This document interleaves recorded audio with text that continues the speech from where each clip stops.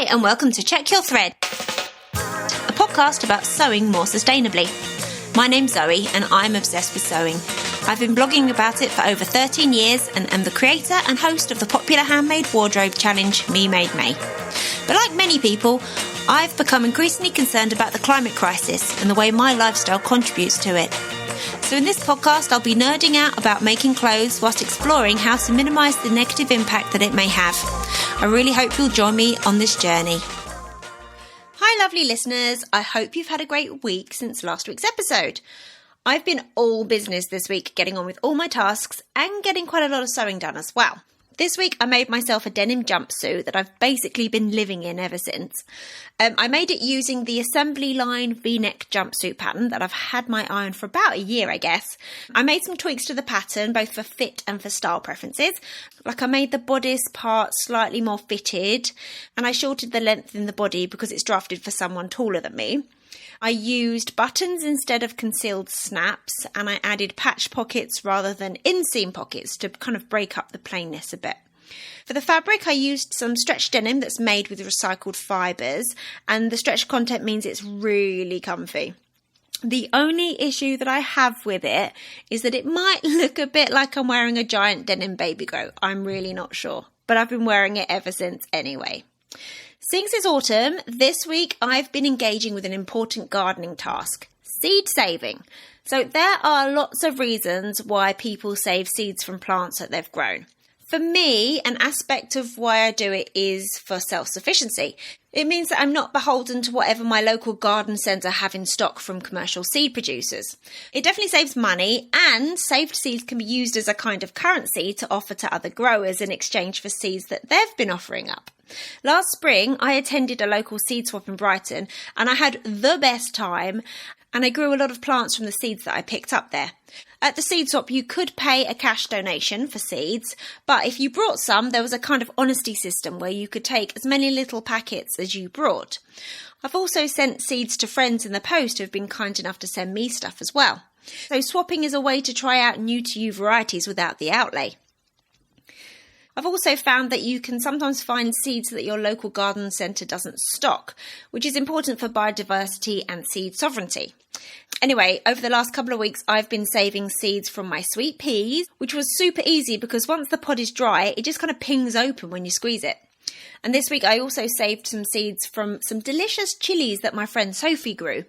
She gave us a few and I used them in cooking, and they had such a lovely flavour and just the right amount of heat, so I saved the seeds from the last one to try growing them myself next year. I'm also saving the seeds from some super sweet baby tomatoes that I got from the supermarket. This is a bit of an experiment because I have no way of knowing if it's an F1 variety and therefore won't produce a plant with the same properties next year. Honestly, I'm not even sure if it's legal because from what I understand, some types of seeds are owned by companies. It's kind of like intellectual property rights from what I understand. But anyway, that's something I need to learn more about. I'm still going to buy some more seeds next year because I want to try some rare heritage varieties. But I'm excited to see what comes of my saved seeds. Many thanks to Amy for signing up to support the podcast this week.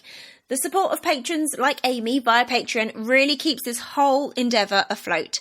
So if you feel you are in a position to do the same, please find the link in the episode description or on the website checkyourthread.com. Right, today's episode.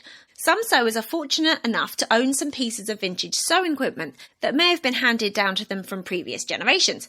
Personally, I have a wooden darning mushroom that belonged to my great nan.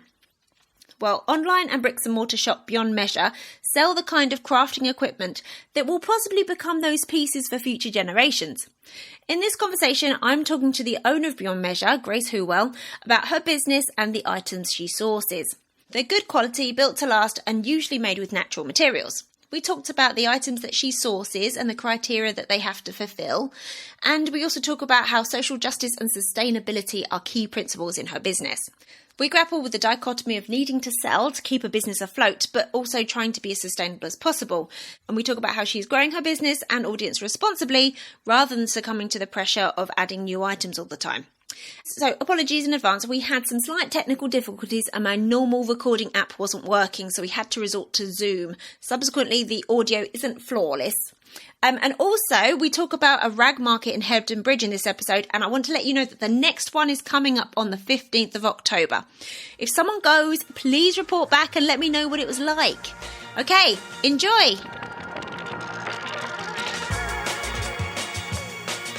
Oh, Grace, thank you so much for this. Apologies for the technical difficulties. No problem. Thank you for giving me some of your time.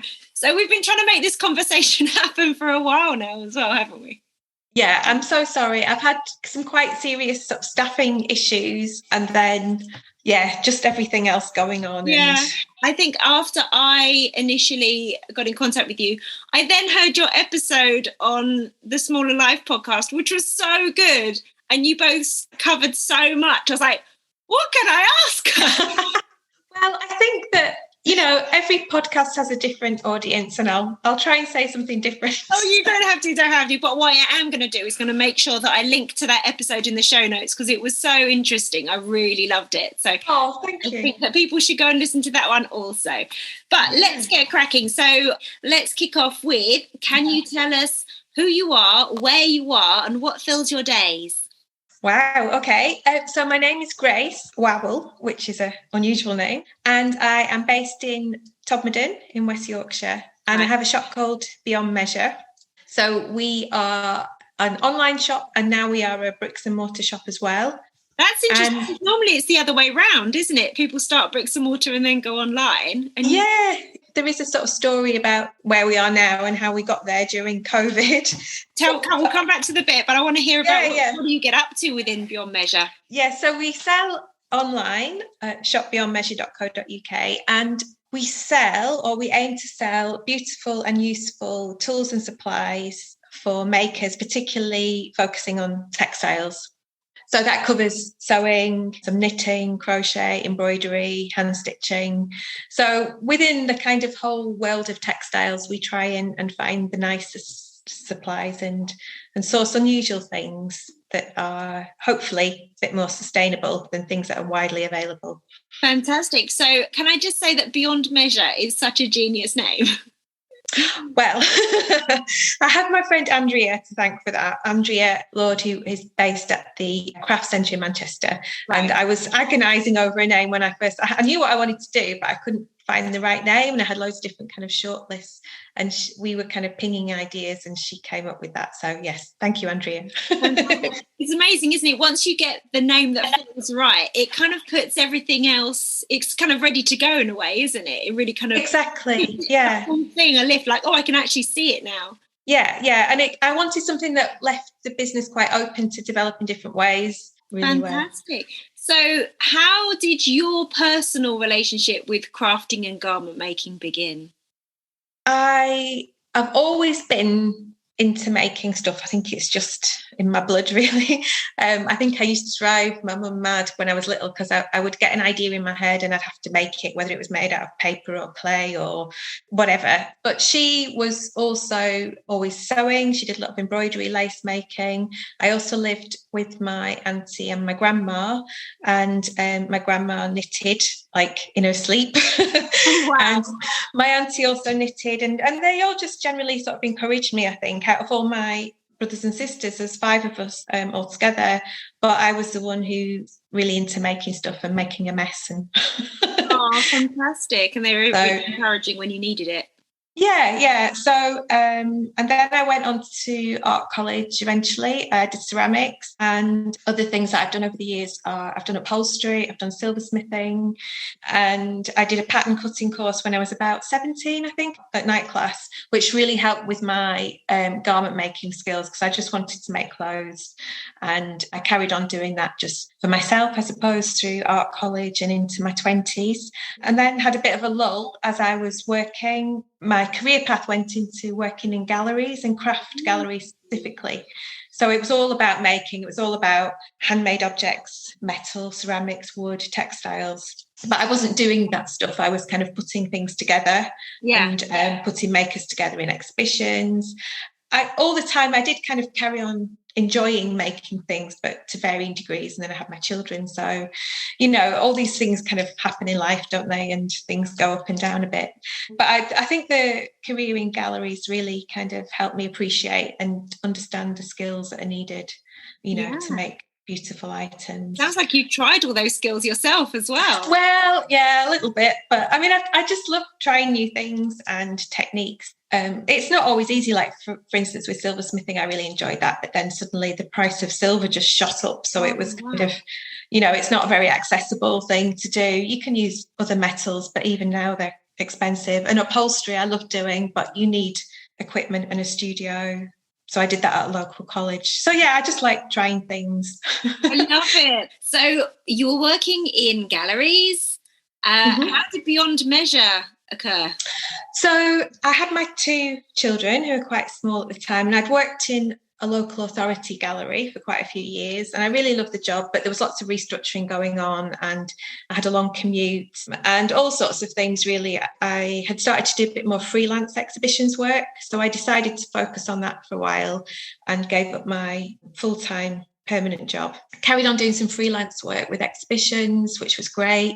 And I'd got back into sewing. I think, sewing bee had just started, and I had a bit of fabric, and I just kind of got my sewing machine out and started to remember how much I enjoyed making clothes.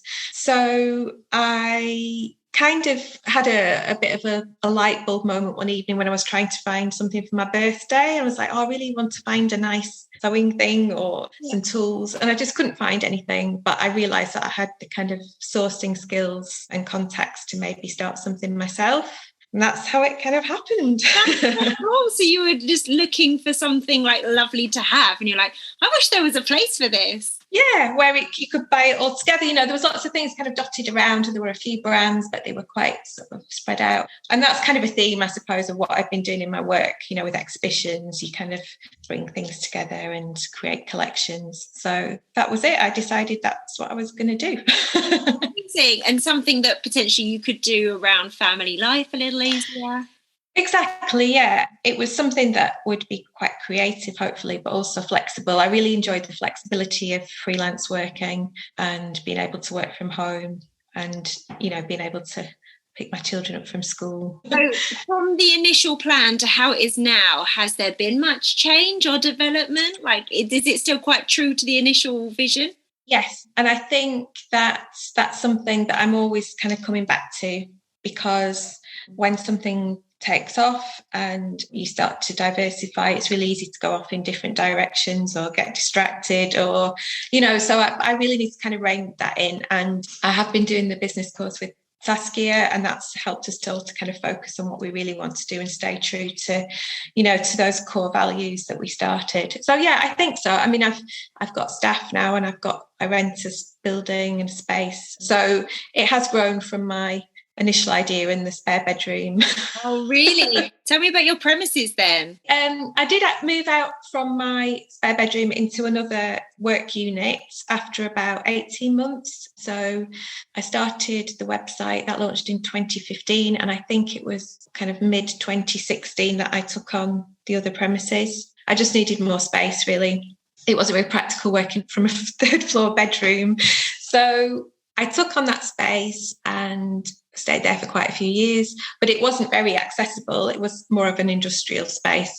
And during lockdown, I'd gone to take some parcels to the post office, and I passed the building that we're currently in, which was and had been a nursery. It was built as a doctor's surgery, but it was previously a nursery. And it saw it was up for rent, so I just decided to send off the information, and then thought it was a bit expensive, but we had a bit of a haggle with the price. And it was during lockdown, nothing was happening, everything was a bit uncertain. So I took it on because also with COVID, I knew that we could have somewhere self-contained with proper facilities, and we could keep ourselves safe working. So now we have this building where we do all the mail order, and we have a small kind of showroom, and we have a workshop space as well. Amazing. And a garden. And a garden. Oh, how cool. Do you grow anything in the garden? We do. It's a large outdoor space. There wasn't really a garden, I suppose. We built it through containers and some planting. So we are trying some experimenting with some dye plants that we're growing, but also a pollinator garden. I love it. What about the workshops then? You're hosting workshops in your space. We do workshops. I started doing those last September. They're mainly textile based, and we've been averaging sort of one a month the day workshops, but we also have started doing knitting and crochet courses. Yeah, so that's more the kind of regular classes, and we've got a craft group that meets once a month. And that's more kind of engaging people locally, you know, kind of to build groups and connections, I suppose. Lots going on. Yeah, I saw that Wendy Ward did a course or a workshop. Yeah, Wendy's done a couple for us so far, and now she's up in Sheffield. It's a bit easier. So Wendy's great. She's always been so supportive of my business. She's done a couple of workshops with us, and it's just great to have people here, you know, especially after COVID, to actually be learning with people in person and hands-on workshops. Yeah. How do you decide what you're going to stock in your shop? So do you have a set of criteria that things must be adhered to? And sub-question, do you find a designer maker that's doing something really cool that you think, oh, I'd love to stock that? Or do you have an idea for a product and then you go and find somebody that could possibly create that? It's a bit of all of those, really. I suppose I'm always looking, and when I'm out and about and get ideas and go to lots of kind of galleries and events, shows. So it can work in different ways. It could be I really want to create this item. Who do I know that could actually produce that for me? Who's got the skills? Who's got the, you know, the right machinery? Or I might see something and go, that would be great, and we could develop that into something. And so, yeah, lots of different things, really. I suppose criteria-wise, it has to be good quality and that is built to last. I do focus on natural materials that can be recycled at the end of their life if need be, but hopefully they'll last a long time. And also I really like to know who's producing it. So that might be an individual working locally, or it might be a small factory sort of in the EU. I do also have lots of Japanese goods as well, but I tend to deal with just one or two suppliers, so I've kind of got to know them over the years. So I kind of like that transparency about where things have come from. Yeah. I bet there's some beautiful stuff coming out of Japan, isn't there? There is. It's all very tempting. Yeah. So what role does crafting and making play in your life currently, and how has it been like influenced or altered by your business? Oh, yeah, that's a really good one, because I do find that I have much less time to actually do anything. I've got lots of plans, and I still love making clothes. I rarely buy many clothes because I do always think, well, I've got the capacity and the fabric and the patterns to make them, but it's just finding that time. I'm hoping to have a more dedicated space since we moved house last year, but that's still, you know, still work to do. I tended to pick up smaller projects like more knitting and stitching and embroidery. So I think there's always a kind of slight, not pressure, but I always think, I should be making a sample, or I should be making something for work. So I've tried, when I'm at home, just to focus on doing whatever I want to do, whether that's making a dress or, you know, one of my vintage patterns or something totally unrelated to work, because I think there can be a bit of guilt there if you're not doing something for work. So yeah, I've tried to get more of a balance of that recently, so I can get back to enjoying that there would almost be a difficulty in separating them. Yeah, I think so, and I think that always comes if it's your own business. You know, I have really tried to separate home and work, and it's not always possible, but it did become evident that I needed to do that, and that's when I decided initially to move out of the bedroom. Yeah, because I bet you've been there all the time. Yeah, and I think, you know, things started to pile up around the house, and, you know, wasn't very popular. But yeah, I still love making. I still get a huge amount of enjoyment from it. I've gone back to knitting, even though I have very basic skills. I'm really trying to up my knitting game because I love the process. It's so different to sewing. I try and build it kind of one skill at a time with each thing that I make. And I never make very small things like hats or cowls or mittens. So, you know, I'm always trying to add something each time. I add in a new skill. Oh, that's a cool approach. Yeah. And it's great now. We've got a knitting tutor, Rachel, who works here. So oh, lovely. That's awesome. So I'm imagining that with the orders that you receive for the things that you stock, do you get a sense of any trends in crafting? Like, do you find that there are some products that suddenly are really popular for a while and then they kind of wane and then something else becomes more popular? Sometimes. I mean, I think with what I'm trying to do, it's not about trends, because the things that I do and a lot of the products that I developed initially are still things that sell really well. Right. For example, if you saw more of a trend towards maybe mending recently or yeah, like that. Definitely mending and hand stitching have become more popular. There's lots more books available and there's lots more information. Owen Sundstrom's book that you now stock as well. Yes, I mean, that's great. And Louise has been amazing. And that was through this podcast that we kind of came together. So, yeah, it was really lovely kind of connection, I think, with that. Louise's book is, since I started stocking it, the hand sewing clothing book has been really popular. And yeah, I think all the kind of hand stitching, mending, I sell mending wool and thread, and I've started selling more sashiko products, which are really popular at the moment. So yeah, there are kind of waves of things, and sometimes you don't know where that comes from, but somebody might have, it might have been in a podcast or someone might have shared it on Instagram or in a Facebook group, and then suddenly you get lots of orders for the same thing and you kind of work out where it's come from. Yeah, that's so interesting. It is, yeah. So sometimes I manage to work it out, and sometimes it just remains a mystery. Oh, brilliant. So what are your favourite items that you stock? Oh, or what are the ones that you have yourself that maybe you use the most? Yeah, I do love all my wooden items. I love wood, and I love the kind of individuality of wooden items and the feel of them and the way that they wear as you use them. So we have lovely wooden pincushions and stitch rippers, and I use those all the time when I'm working and sewing. And those as well, I have a real connection with the people who make them. I've got a few different wood turners who I work with, and they're all lovely, and they're just brilliant to work with because they know their craft so well, and we've kind of worked through the development of the products, so they put that time in, which I really appreciate. So yeah, I love the wooden products, and I think at the end of their life they're not just a piece of wood, but that materials wise they're not going to have much impact on on anything. But hopefully, going back to one of the original ideas of my business was inspired by vintage pieces which have kind of lasted and been passed down, so wooden sewing boxes and the things that you would find in them. So I'm hoping that in a few sort of decades or even century or two down the line, there might be still a few pieces being used and knocking around. Let's hope so. Yeah. So is there anything that you wish that you could stock but for some reason it's evaded you so far? In the end, you don't need a huge amount of tools to sew. You need the basics, your scissors, your needles, your stitch ripper if you use one. So I think I've kind of covered most of the main things that I wanted to. I would love to find more UK manufacturers, but it's so difficult because we lost so much industry, over the last few decades. And it's great that I can still work with people like Ernest Wright for the scissors. But unfortunately, we don't have any needle manufacturers in the UK. We have retailers, but not actual manufacturers.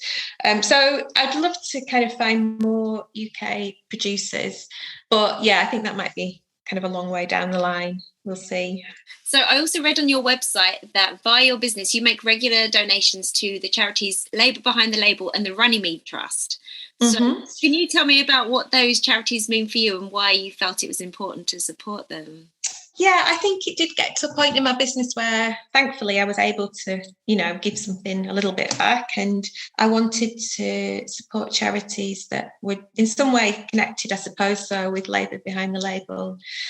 It's supporting working conditions in the textile industry and workers' rights. So, and my friend Sam, who is based up here. I didn't realise this till afterwards. She actually used to work with them. And she said that one thing that really makes a difference for charities is regular donations. So small regular donations, because then they can budget. Sure. You know, when things happen, or maybe if there's a disaster or something, and people kind of pour money in, which is fantastic and it's needed, but it's unpredictable. So I try and support them just giving sort of on a regular basis. So with the Runnymede Trust, I give, you know, every quarter, I think. So yeah.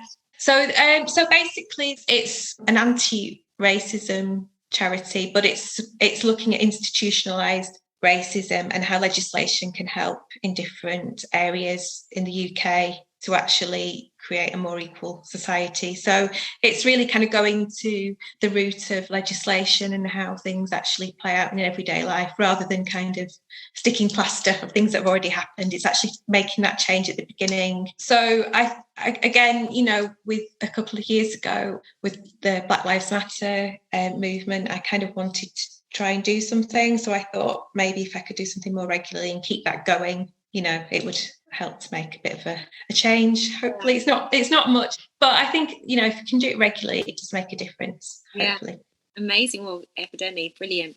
So clearly, like, social justice is important to you, and I get a sense from your website that sustainability is also like a core value, like from what you were saying about the fact that you source a lot of materials, you know, that could ultimately one day biodegrade. Are there any other aspects of sustainability that you try and incorporate into your business? Yeah, I mean, we try and consider it as much as we can with things like packaging, and we try and reuse things. So even like our display furniture in the shop is repurposed. That's also because I like kind of vintage things as well. I have to kind of balance it with, I face the facts, I am importing goods from Japan and America. So when I do look at sourcing goods and I have to import them, I do think, well, am I fulfilling a need that isn't met somewhere else? Right. You know, I don't want to kind of keep doing something that someone else is doing just for the sake of it. So for instance, I've started stocking Taproot magazine, which is a US-based magazine, but nobody else was really selling it in the UK. So, but in the end, you know, I'm still adding to the issues with, you know, emissions and importing. So I do really want to kind of focus more on developing local products and not importing as much. So I'm not perfect, you know, and I don't make those claims, but I do try and consider it with everything that we do. Yeah, no, I really get a sense that you do. And it's so difficult, isn't it? Like, as makers, as humans who live in the West, we have a life that involves consumption and buying stuff and disposing of it, and it comes in packaging. Yeah. There is no perfect, is there? And it's something that I know that, like, I grapple with, like, I talk about regularly on the podcast, like, we need to be buying less. And that's something I really believe. But equally, like, I work for a fabric shop, you know, like, if everyone really listened to my advice, I wouldn't be making any money. So it's so difficult, isn't it? Like, if you have any insight to help me with that, I'd be very grateful. No, I mean, it's a constant struggle that I have every day. And I have a building now and I have staff, so I have to keep orders coming in and I have to make money and I have to run the business, and that comes from selling stuff. But I do hope that the things that I sell, because they're a bit more considered and they have a long life and they're not based around trends, that people might see them as a kind of alternative to other things out there that maybe haven't been as considered, I hope. Yeah, definitely. Well, it sounds like, what I can see from your website, a lot of the things that you are selling, they're like heirlooms that you, as you say, that they will still be in use in 100 years' time. Yeah, let's hope so. And I think people might buy something, so they might treat themselves to a really lovely pair of scissors and a case, but because they've had a good experience and they really enjoy that, they might come back and buy it for a friend, so they're not buying again for themselves, or they'll recommend it to a friend. So I kind of hope to grow my business that way, through kind of word of mouth and through developing an audience, really, rather than there's always a pressure to kind of add more stuff or new stuff. And I've really had to think about that this year because I want it to be at the core of my business. But so what I'm going back to is, how do I engage people with what I'm already selling or what they've maybe already bought from me, and they can get value from that because I can show them different ways to use it, or, how they can develop their skills using those products. So it's not all just about buying more stuff. It's actually giving that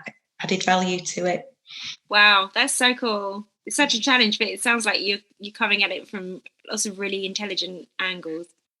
Well, let's hope so. I think, it's a lot of work. I'm trying to do more videos to show people how to use things. So, but that doesn't come particularly naturally to me. So that's adding a whole new level of kind of skills and working with a video editor, but also kind of coming out of your comfort zone. Yeah. Some people are really natural and love being in front of the camera, and others don't. Yeah, you just get over yourself quite quickly, I think. Awesome. So, as a sustainability conscious maker and business owner, what do you wish that all makers either did or considered? Well, I think one thing that I'm really going back to is what have you got already? Because some people are really, really restrained and organised and just buy what they need for each project to make it. And that's fantastic.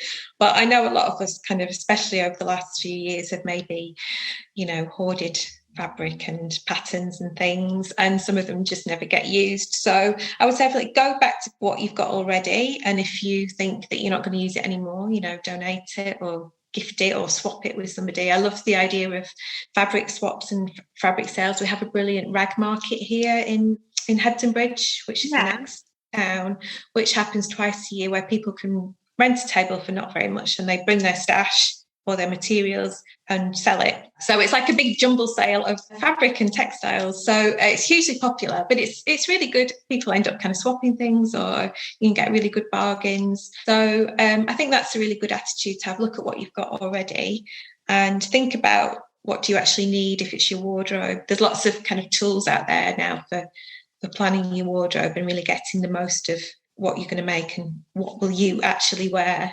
Yeah. So I think things like that, and then, using things till the end of their life. Don't just feel like you have to go out and buy a lovely pair of scissors if you've already got one. I shouldn't be saying that, but that's the reality. And for a lot of people, buying these things is a real luxury. So hopefully when things come to the end of their natural life, people can make kind of considered decisions about who they buy from and what they buy. That would be my advice. Awesome. Thank you. So last question, who inspires you, like either businesses or makers? I really admire people who get the kind of balance of their business right. So that's maybe with their home life or their kind of creativity. So they maybe set boundaries about what they can do and what they can offer. And I kind of feel that maybe I need to do that a little bit more. Also, I think people who just really stick to their core values and have that kind of integrity, they don't get kind of drawn off in other directions just for making money. It's like they're really focused on either the kind of thing that the product that they're making or their brand. And so it's that kind of integrity that I really admire. There's so much pressure to grow, make things bigger and bigger. But actually, why do we need to do that if we can exist and, I can make a small living but that's enough for my circumstances? Then why do I have to feel this constant pressure to grow and put everything into it and then not have any kind of social life or rest time? Rest as I get older is really important. Downtime. So I think people who try and get that balance right, I do admire that, and I aspire to be more like that. I love that. Brilliant. Well, that is a lovely place to end. Thank you, Grace, so much for your time. It's been really lovely chatting with you. Oh, thank you, Zoe. Thank you. Thanks so much for listening. I really hope you enjoyed this episode and are left feeling inspired. For more info about the podcast, including show notes for this and every episode, head to checkyourthread.com. I'd love to hear from you, so if you have any comments, questions or ideas for future episodes, please get in touch by emailing zoe@checkyourthread.com or find me on Instagram @checkyourthread. Massive thanks to Patrick Potter for production support, to Sylvia Seller for the awesome logo design, and to Simon at Palm Skin Productions for the music. This ad-free podcast would not be possible without listener support, so if you feel you are able, please consider signing up to the Check Your Thread Patreon. For the equivalent of buying me a coffee each month, you'll be making it possible to continue producing regular episodes. Links can be found in the show notes and on the website checkyourthread.com. I hope you'll listen again next week. Until then, take care. Bye!